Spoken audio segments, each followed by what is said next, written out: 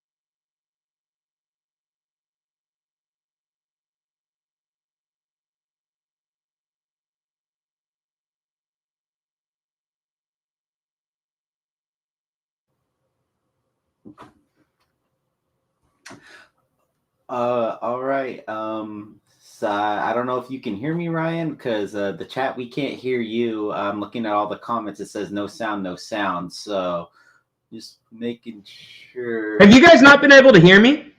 Yeah, no, we didn't. We weren't able to hear your whole opening. Okay, well, I'm here to save the show, guys. Condog saving the show. I have not looked at the chat yet. Okay, thank you guys for hanging on with me. You missed my opening monologue. So, God, get to your question. I'll summarize that in like 30 seconds. So go ahead, man.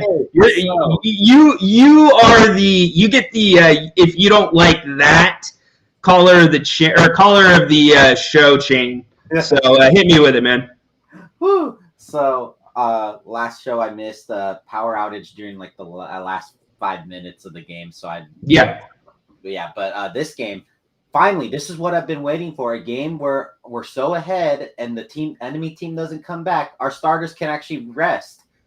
I haven't seen a game like this all season from us, where our starter, it's always been either like we're trying to come back or we're trying to stop a comeback. So fantastic game. Monk came in and took over the game in the first half, and Sabonis, he owned Joker today. He completely owned Joker today. Fox got some great steals and fast break points. Barnes was making some shots. Murray was making some shots, and we got to see a lot of the bench play in the fourth quarter and light the beam. Light the beam, baby. Indeed. That is the show's savior right there, Condog 209. Yes, the bench picked them up. I think Sabonis certainly had a better game than Jokic. By the way, welcome to If You Don't Like That. I'm Ryan in Sacktown. I am so sorry about the microphone issue. I'm not going to do a 3-minute open again, but here's what you need to know. The Kings win tonight. They make some records or set some history tonight. Domantas Sabonis, 16th triple-double of the season. De'Aaron Fox, he set some own personal history in his career. Story of the game, 3-pointers, 50% from beyond the arc, 58% from the field. Kings fans, 88% from the free throw line. This was the Kings performance that I think a lot of the fans were looking to see, and really a great way to bounce back from the Pistons' loss and maybe ease some of those anxieties coming off the trade deadline and the Kings not making any moves. Okay, that was it in a nutshell. There was more, but I want to get to you guys. So I want to take your calls. Scan that QR code right there. I will also put into the chat a link. You can call into the show. I will put that there right now. And we've got a couple people on as I am saying this, so we will get to them. Dirk, welcome into If You Don't Like That. Happy to have you on the show. Yeah, thanks for having me. Your mic's been really scratchy, but it just sounds like it just fixed itself, whatever you did. But that was probably my favorite game all season. Domantas Sabonis was a monster. He didn't play well against Jokic earlier this year, I think. But here he was just cleaning up everywhere. Just that was probably his best game I've seen him play. And you know what? Fox, this is exactly how I would love Fox to play, right? When other guys are going, instead of Fox forcing his offense, it felt like he was looking to distribute more so in this game than he had been. And if he can just find this nice balance of when to get, find people who are hot and when we're in these lulls to go force his shot, I think we can get, we could see a more consistent, offense overall. But just great game all around for the whole team. Again, even with 16 turnovers, man, just an amazing game. Yeah, 16 turnovers. They still get 30 assists, so they're still flirting with that 2-to-1 assist to turnover ratio. I agree with you about Fox. I tweeted or I X'd about this, whatever you want to call it, in the first half. He had 6 assists going into his second stint in the second quarter. So the fact that he finishes the game where he does, that makes all the difference in the world for this Kings team. And the other thing that makes the difference, too, is when the guys on offense are being active. You look at all the gaps they were shooting, all the cutting tonight. So on a night like this, where they were able to get so many points like that and spread it around, I'm okay with more turnovers than on a normal night because of the more aggressive looks they were getting at the rim. Cool. Thanks for taking my call. Yeah, no problem, Dirk. Appreciate you calling in. Dirk doing a good job. We're going to keep it with the phones. We are going to our boy Zach, the NBA guru. Zach, what's up, man? Hey, what's up, guys? How you guys doing? Doing great. I called in last time and said OKC and Wolves, we might have like 47% shot. 40% shot against the Wolves, 47 against OKC in the playoffs. I might have to add Denver a little higher this time. I think we can run with them. I think we can beat the defending champs in 7. I know come on. I'm just saying the percentage. I put it at 25 last time. It's got to be a little bit higher. We got to put it at like 33. What do you think about that number? I mean, does it matter, Zach? I mean, I would. You're probably I would put it between the two of those. Maybe just below 30% at this point. But this is I know the Kings have played well against the Nuggets, and let me remind you, the Nuggets were on a back-to-back last night, so that does make a little bit of a difference, especially when the Kings push the pace as they did tonight. The problem, Zach, is the Kings getting there. I mean, with tonight, I don't have any questions if this is the team that shows up the rest of the season, that this team will be in the top 6 in the Western Conference. But if we see the team that we saw in Detroit, then who says this team even makes it to the playoffs, even makes it to a 7-game series? It'd be pretty bad if we got the 7th seed, lose to Dallas in the first game, and then lose to either the Lakers or the Warriors, and the Warriors kick us out for like the 47th time in the playoffs. That'd be rough. I really hope that doesn't happen. But I'm a little more confident today. I mean, yeah. Go ahead. Yeah, Zach, I think the one thing, and I said this at the Open, and I know my mic was having some issues, so I'll say it again. I think the one thing we can all agree on is, regardless of if we want to diminish this win tonight by Sacramento by saying that, the Nuggets had a tough game the night before in LA, yada, yada, yada. The bottom line is they took care of business. I don't care what was going on with the team in front of the Kings. They took care of business because we've seen teams that have had much bigger hurdles, much better teams that have had much bigger hurdles going into a game than this, and they've been more competitive than the Nuggets were tonight. So I hope this is the version of the Kings that we continue to see, Zach, man. I appreciate the call. One last thing. I just want to say, one, this is a good blowout win. I haven't seen that in a long time. I haven't seen a blowout win in a long time. Most of our games that we win are a little bit, we've won a couple games between 10 and 15 points, but a lot of them are like under 10-point wins. And either we get blown out by like 30 against a bunch of teams. But just want to also point out Lakers got like 120 points or something going through with like 10 minutes left in the fourth. Just stay a look and see if they get any records. Break any records, and it's going to be a close game, so you never know if it goes into OT. We might be seeing a 350-point combo game. I don't know if it goes into double or triple OT. Yeah, we'll keep our eyes tuned to that. Yeah, D'Angelo Russell had a little 3-point outburst earlier in the night. So, thanks for letting us know, Zach. We really appreciate the call tonight, man. Take care, man.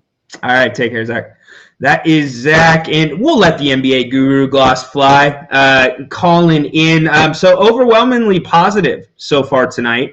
Really happy to hear that from all you. We're going to get to your written chat in just a second. By the way, at halftime I said, if you don't already follow Grant and I on Twitter, please do so. That is my handle right down there at Ryan and Sacktown. If you don't follow me already, go follow me. Let me know you're watching the post-game show. I don't know. Shoot me a tweet. Shoot Grant a tweet. And I will throw you in the hat to win an additional $25 Bennett gift card.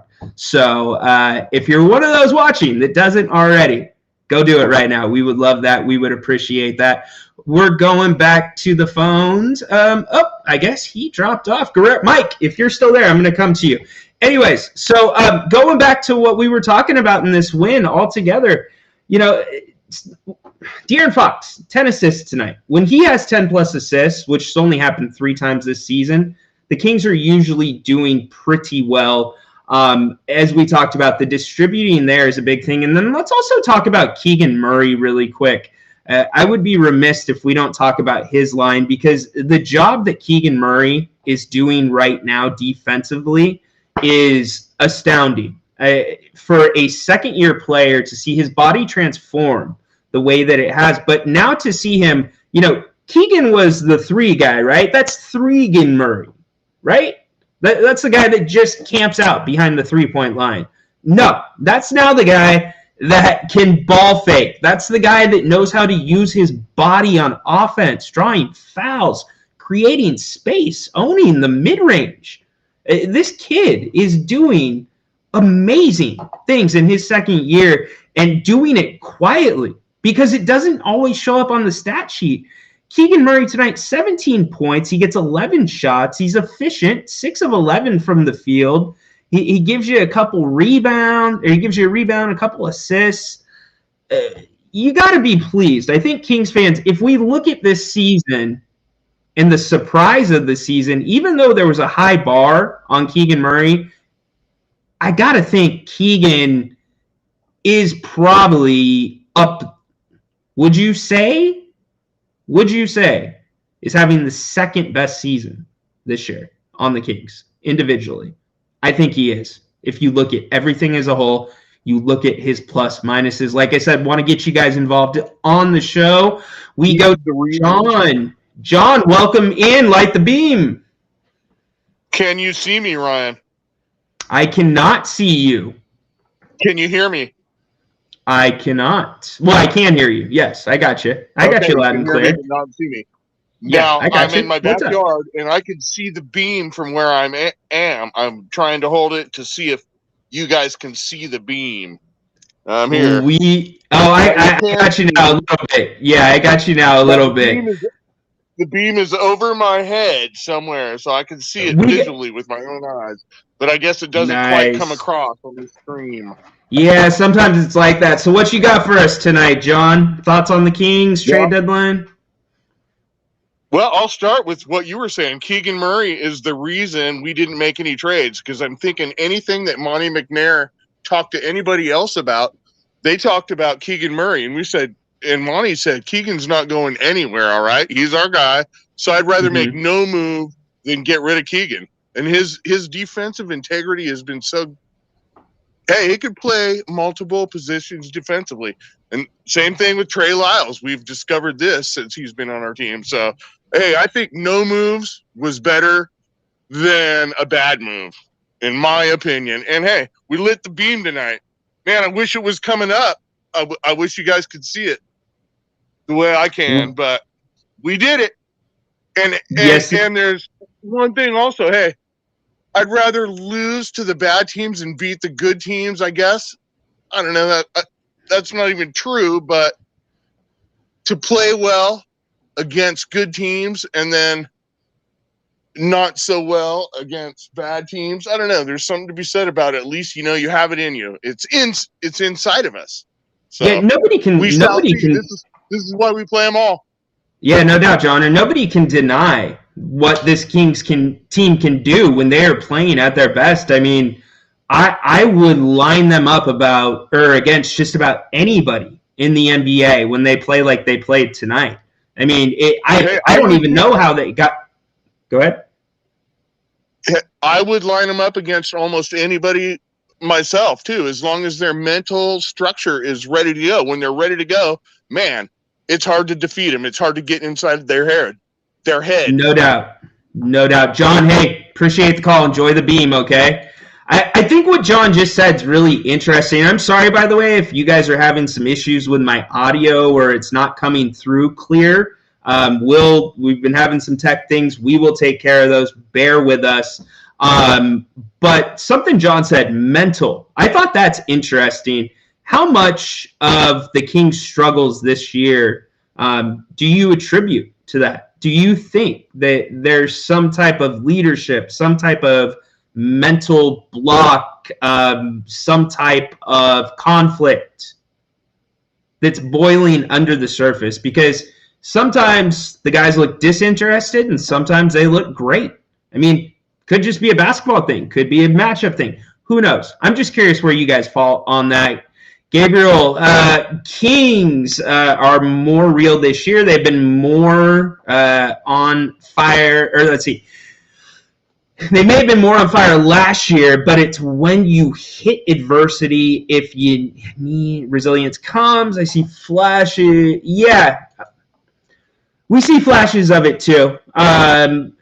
It's different. This team's been together longer. They're facing new challenges. I think there's players on this team that were a bigger part of the team last year that aren't as big of a part of the team this year in terms of production. And, you know, it's not always easy taking a step back, regardless of who you are and regardless of the career you've had in the NBA. So, I don't know. It's again, we only get bits and pieces. A lot of you, this came up so much in the pregame show. You talked about the Sacramento media, and they don't ask hard questions. They don't ask the obvious questions. So I posed a question to you. Do you feel like the questions that need to be answered are right there in front of your eyes, and they're not being asked? Is that how you feel? Like, are you just a somebody that watches basketball just when the Kings play casually? And you know, hey, they should go inside more. Why aren't they doing that? Well, why isn't Mike Brown being asked that? Well, what I'm saying is we're not getting a lot of information. And Mike Brown gave us I thought, a very candid answer after the Pistons loss about the team needing to be able to look each other in the mirror, look themselves in the mirror. And whether that's targeted at certain players, to me, I took it as it was targeted as a team as a whole.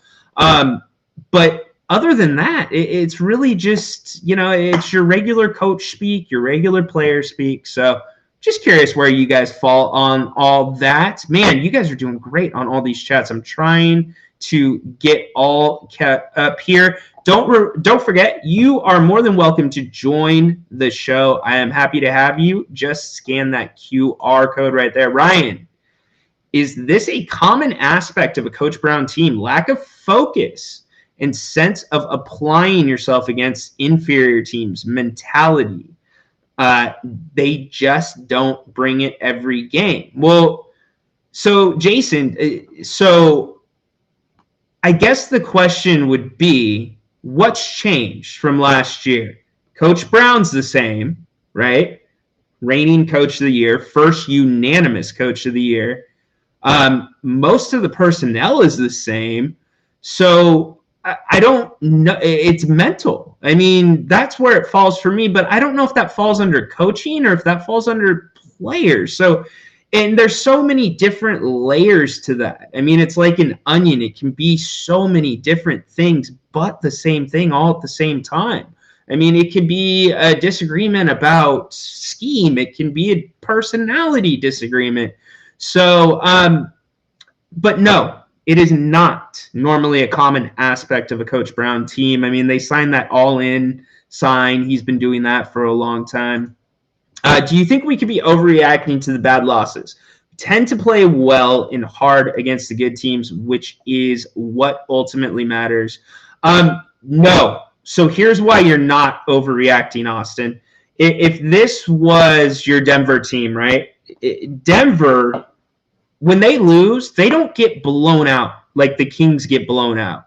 The Kings have almost all season had a 20-point difference between when they win and lose, a 20-point differential. So in games they win, it's usually a gap of 20 points between when they lose.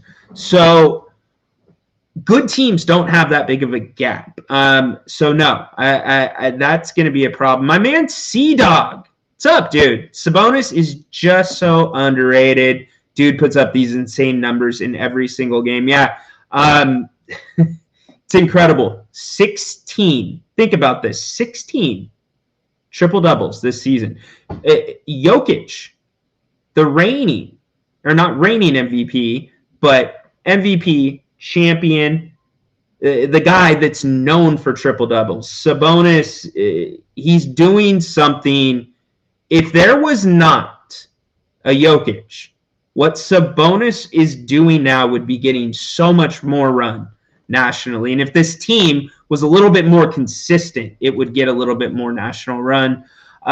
Benson, hey, what's going on? I think the struggles are more mental, so we're hitting on it now. Fox needs to be more consistent on a nightly basis because his offense dictates how the Kings would approach the game. Yeah, it absolutely does. He's one of the few guys. Great comment, Benson. De'Aaron Fox is one of the few guys that changes the way that defenses will actually align with you because of the help that you need to anticipate with De'Aaron. So really, really solid point there. Carf, what's up? Haven't seen you. Good win by the Kings. Kings fans expect this kind of play and effort every night. Yes, they do. It's the effort thing, Carf.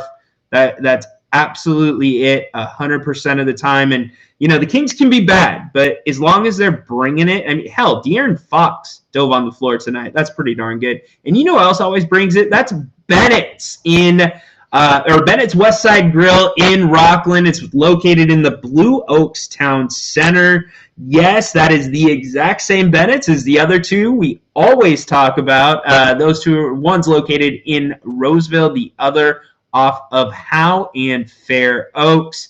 Hey, if you're having a party for the big game, do not forget to give Bennett's a call. Check out their menu. They cater to large takeout orders and parties. So if you're having a little party for the Super Bowl, because I'm guessing many of you in here are 49ers fans, go to Bennett'sRestaurants.com. Check out their menus. You can also get gift cards, reservations, and much more. You know how much we love Bennett. We know how much you guys love Bennett. So go in there and let them know that you heard them on the Grant Napear show. If you don't like that, we would appreciate it. We bring in our expert on all things Serbia and the Joker and Sabonis, Baki, overseas. What's up? Good evening. Hi, Rhino. How are you? I'm doing good. How are you doing? Yeah, I'm okay. Well, still disappointed from the last game and nothing special from this one. I mean, Kings were great, but this is not the Denver team as we know it, No. and you know it, and everybody knows it. Yes. So this time, I would like to ask you for your opinion. It's more like global NBA question rather than the Kings related. So if you imagine all those best 16 inside of the playoffs, let's say they all play a game in the playoffs, every game when the playoffs begins, would be the surprise for you to see any of them lift the title at the end? Any of them win the title? Would I be surprised? Yeah, let's say Minnesota, OKC, Denver, Clippers, Sacramento, New Orleans. So let's do this, Baki, for sense of conversation. Let's keep it to we'll throw 13 teams in there, okay? And that's not going to be even, but let's focus to the West. Sorry. Let's I was going to do the teams that would be in the playoffs today. So the West only, you're talking Minnesota, Denver, OKC, the Clippers, Phoenix, New Orleans, you got us, Dallas, and the Lakers and Utah. I would be I must interrupt. I didn't mention Utah nor Lakers nor Dallas because I don't see them at all. Okay. Beating somebody just to the end. Okay, so then I see all those 6 teams. Yeah, so the Timberwolves. I'll just tell you right now, if the Timberwolves are still at the top of the West at the end of the regular season, I will be shocked. If the Timberwolves won the title, I would be shocked. I don't think they can stay healthy. I don't think the quote-unquote Twin Towers translate into playoff basketball. And I just don't see it. And I know Anthony Edwards, I have not mentioned him yet. He is an incredibly special talent. But at the end of the day, I just Timberwolves. Yeah, that's why I mentioned a game from every healthy team. Yeah, even at their A game, take the health out of it. I still don't think the Timberwolves at their A game they would surprise me still. So you prefer OKC before Timberwolves? I do. And all the others, like New Orleans, like Clippers, of course. Yeah, I do think that New Orleans, I think they're a little bit more athletic. I think Brandon Ingram's come into his own a little bit this year. He's led that team. So, yeah, I would not be as surprised. The Timberwolves are the one that would surprise me. So, hey, Baki, enjoy the night, my friend. Thank you for calling in. Go Kings. Appreciate it, brother. So, good question from Baki. Yeah, David, Clippers are having a great year. Yes, I know. Josh, scream it from the rooftops, my friend. I know. Scream it from the rooftops. Jason, eye test. On this year's Kings team, Fox and Sabonis are studs. Everyone else just falling along. Last year, they were all hungry. 1 through 15 on the roster. No sense of urgency. I can't argue with that. Jason, you're spot on, man. In terms of sense of urgency, it's their hunger. I'm not going to question their hunger. I think things have been more complicated. Think about it. Are the Kings, can we break it down to a fundamental level? Are the Kings through? Are we, well, two-pronged. Are the Kings and the Kings fan base both out of the honeymoon phase of last year? of breaking the playoff drought. Is it over? I think it is over for the team. I mean, they talk about, you don't hear championship a lot out of the Kings' mouths, but that's the ultimate goal when you play in the NBA is a championship. So, you know that is what they're ultimately playing for, not a playoff spot. So I think the hunger's there. I just think when you are together for a certain amount of time, at some point things get a little bit more complicated, just like a relationship. So I think that's where this team is living a little bit at the time. You guys can disagree with me. Minnesota OKC, same to me. Not to me. SGA is the difference there. A point guard in the NBA today is, if you have a star point guard, you have a chance at winning a championship. Just because of the way the game is played today, and Steph Curry is the one that you can thank for that. He has changed the way that basketball is played. So that's why I say SGA can lead that team. It changes everything. That's why, perfect example, when Fox is having a strong night, this team plays excellent. When Fox is having a bad night, they do not play as well. But it was all playing well tonight. The Kings win in dominant fashion over the defending champion Denver Nuggets. We'll see what this leads to down the road. The Kings have OKC coming up on Sunday. Speaking of OKC, kind of a weird game, right?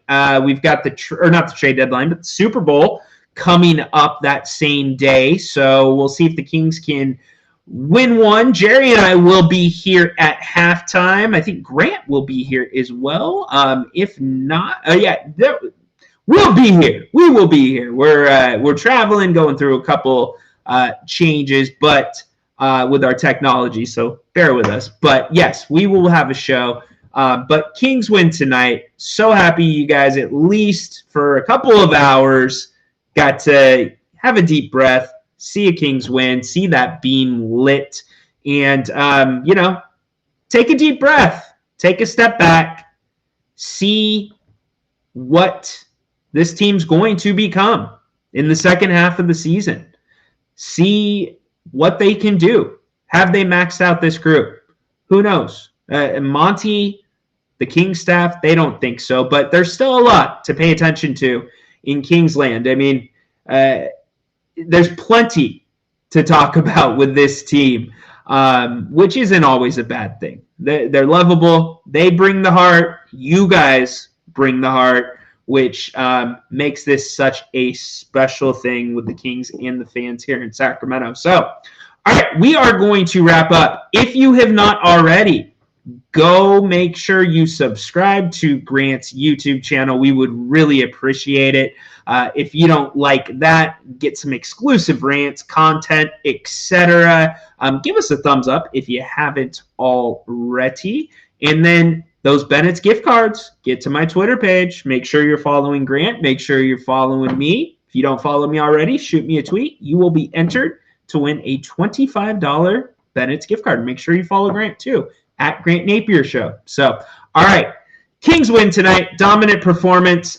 Fox, big night with the assists. Sabonis, triple-double, 16th of the season. Shows up the Joker at his own game. Rest easy, Kings fans. The beam is lit. We move on to Oklahoma City on Sunday before the Super Bowl. I hope all of you have a wonderful night.